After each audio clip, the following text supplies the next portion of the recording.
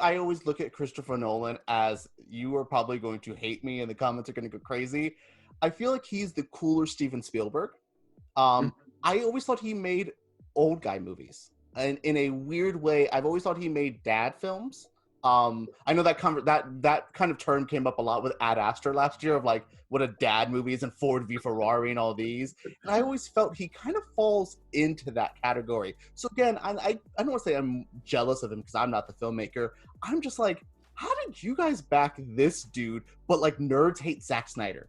And I'm not, this isn't a pro Zack Snyder thing, but I'm like, when did you guys, who are we backing sometimes? Because I feel like we talked about, I don't think Nolan is as much of a comic book fan as other people. So, and his sci-fi movies are not the sci-fi movies I normally see nerds, the fun geekdom of the film community backing.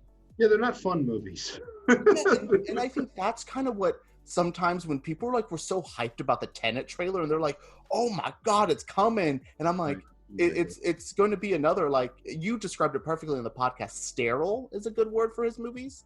And that's not an insult. They're a very the set direction, the art direction, all that is very clean, modern. He has a very modern aesthetic to his clothing as well and everything. So I laugh at him, like he is like the nerd god at times, but I'm like, he's not even the nerdiest of film. Taika Waititi is nerdier than him. Yeah. I think because he makes nerds feel like they're smart. Ooh, that was very astute, and I don't even think that's shade. I think that's his type of filmmaking too, is he invites you in, because this is my complimentary of him. He makes some weird heady movies, but I don't think he scares you off of them, which sometimes I think, I guess comparing back to like Denis Villeneuve, is a intimidating filmmaker. I look at like Prisoners.